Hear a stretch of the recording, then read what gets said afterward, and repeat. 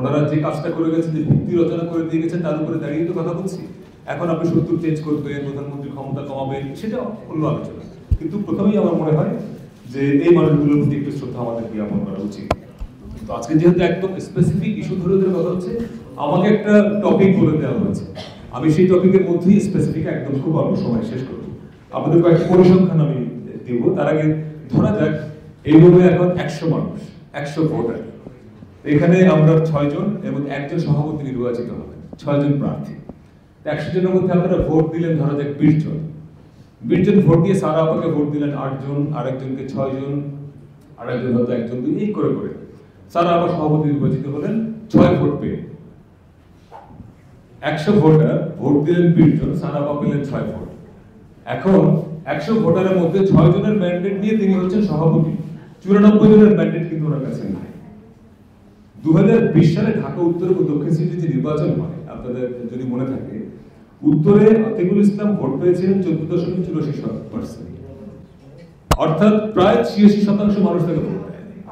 ঢাকার দক্ষিণে মেয়র তাপস পেয়েছিলেন 17.30, অর্থাৎ 83% মানুষ তার ম্যান্ডেট ওনার নাই, কিন্তু উনি মেয়র।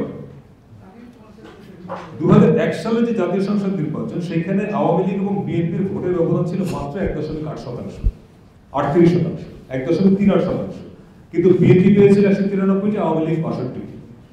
2008 সালে মজার ঘটনা ঘটে, কেয়ারটেকারের অধীনে যে নির্বাচনটিকে আমরা ভালো নির্বাচন বলে অনেক সময় উল্লেখ করতে চাই, সেখানে 49% ভোট পেয়েছিল আওয়ামী লীগ, আসন 230টি, আর 33.2% ভোট পেয়ে বিএনপির আসন 30টি।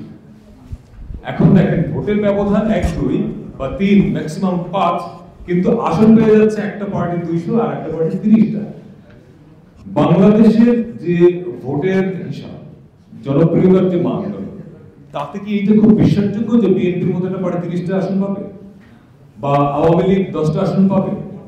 তার মানে এই যে ভোটিং সিস্টেম, যে আমাদের প্রচুর ভোটার কিন্তু অল্প সংখ্যক লোক ভোট দেয়, তার মধ্যে যিনি একটা ভোট বেশি পান তিনিই হচ্ছেন জয়ী, বাকিরা সবাই পরাজিত। অর্থাৎ এই যে আমি জয়ী এক ভোট বেশি পেলেও জয়ী হব, জয়ী হতে পারবো, সেই জন্য কিন্তু টোটাল ইলেকট্রাল সিস্টেমটা আমরা গ্রাপ করতে চাই। মাঠ পর্যায়ে করাপশন, দুর্নীতি শুধুমাত্র এক ভোটের জন্য। সেই জন্য আমরা বরাবরই কাইম ভাইরাও বহুদিন ধরে এটা নিয়ে ফাইট করছেন যে আমাদের ইলেকট্রাল সিস্টেম, এই যে ফার্স্ট পাস্ট দ্য পোস্ট যে সিস্টেম আমরা এখন ভোট দিই, এটির ত্রুটিপূর্ণ সিস্টেম। এখন কিন্তু নতুন দেশগুলো সংখ্যানুপাতিক নির্বাচনের দিকে যাচ্ছে, এবং আমরা যেটা মনে হয় যে কনস্টিটিউশনে এখন যে আলোচনাগুলো হচ্ছে, ভোটিং সিস্টেম নিয়ে বেশি কথা বলা দরকার।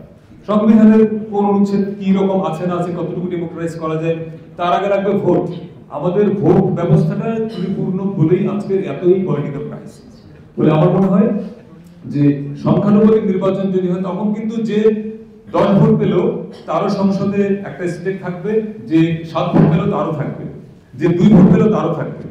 এইটাই এখন ডেমোক্রেটিক সিস্টেম। বলে আমার মনে হয় যে সংখ্যানুপাতিক নির্বাচন হলে কোনো একটা দল এককভাবে 230 আসন পাবে না, 230 আসন পেয়ে সে ভোট মেজরিটি নিয়ে সে স্বৈরাচার হবে না।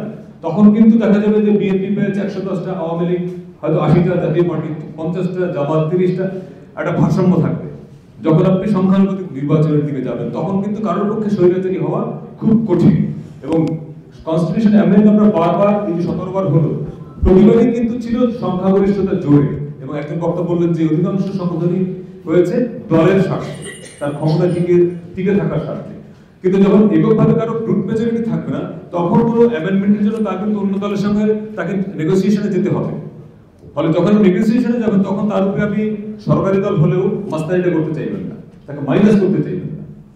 ফলে পলিটিক্স থেকে অন্য দলকে মাইনাস করে দেওয়ার যে প্রবণতা, এবং একটি ভোট পেলেই জয়ী হয়ে গিয়ে স্বৈরাচার হয়ে যাওয়ার যে একটা কাঠামো আমরা গড়ে তুলেছি, এখান থেকে বের হওয়ার জন্য আমার কাছে মনে হয় যে সংবিধান সংস্কারের চেয়েও আগে ভোটিং সিস্টেম পরিবর্তন নিয়ে কথা বলা দরকার। বাংলাদেশের সম্ভবত 1991, 96 এবং 2001 এই 3টি নির্বাচন ছাড়া কোন নির্বাচনকে প্রশ্নাতীত রাখার সুযোগ নেই, ইভেন 1973 নির্বাচনও না।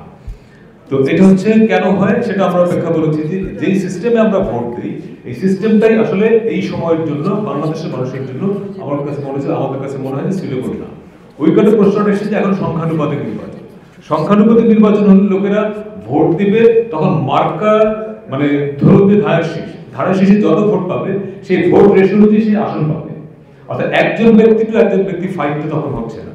ফলে এইটা হলে কিন্তু ক্রাইসিস অনেক কমবে, সেটা আমার পয়েন্ট ছিল। আর একটা খুব ইন্টারেস্টিং প্রশ্ন এটা আমি বিভিন্ন সময় লিখেছিও, যে মিনিমাম ভোটের ব্যবস্থা থাকা দরকার।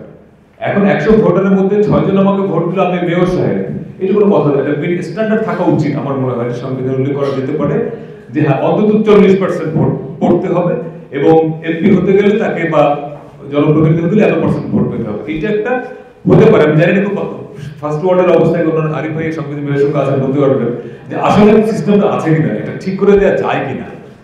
শিক্ষাগত যোগ্যতা, এইটা 72 সালে ডিবেট ছিল যখন গণপরিষদে, যে শিক্ষাগত যোগ্যতা আপনি ঠিক করে দেবেন কিনা, কিন্তু এটা কিন্তু তখন আর অ্যাকসেপ্ট করেনি। বিকজ যদি শিক্ষাগত যোগ্যতা ঠিক করে দেওয়া হয় যে এমপি হতে গেলে মাস্টার্স পাস হতে হবে, এটা একটা ডিসক্রিমিনেটরি।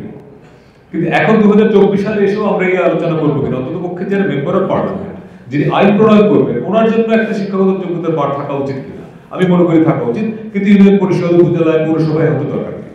ফলে এইটা কি হবে না হবে, এটা প্রতিটা বিষয় আসলে কনসেনসাসের বিষয়। এবং লাস্ট পয়েন্টটা বিশেষ করে যে দলীয় সরকার ভালো সংবিধান করতে পারে না, তুমি ইউনিয়ন সাহেব ভালো সংবিধান করে দেবে, এটা আমরা কেউ কেউ বিশ্বাস করি। বাট এটাও এন্টি পিপল একটা আমার কাছে মনে হয় যে ধারণা, এই কারণে যে এইখানে যে 200 লোক যদি থাকি, আমরা 18 কোটি লোক রিপ্রেজেন্ট করি। এখন আমরা বলছি যে সংবিধান পরিবর্তন, পুনর্লিখন, তো সংবিধান পুনর্লিখন কত পার্সেন্ট লোক চাই, আপনি কি সেটা জানেন? আমরা কি সেটা ভোট দিয়েছি যে আসলে কত পার্সেন্ট লোক সংবিধান পরিবর্তন চায়, পুনর্লিখন চায়? ফলে কোনো চাপিয়ে না দিয়ে, ওই জন্যই বলা হয় পার্লামেন্ট উইল ডিসাইড, কারণ ওনারা পিপলস রিপ্রেজেন্টেটিভ। ইন্টারিম গভর্নমেন্ট জনগণের প্রতিনিধিত্ব করে না, কারণ ম্যান্ডেট দেয়নি আমরা তাদেরকে, কিন্তু তারা বিশেষ পরিস্থিতিতে এসেছে। ফলে ওনারা এসে একটা ভালো সংবিধান করে দেবেন, সেটাও খুব বাস্তবসম্মত না। বাট আমরা আলোচনার জারি রাখবো। Thank you.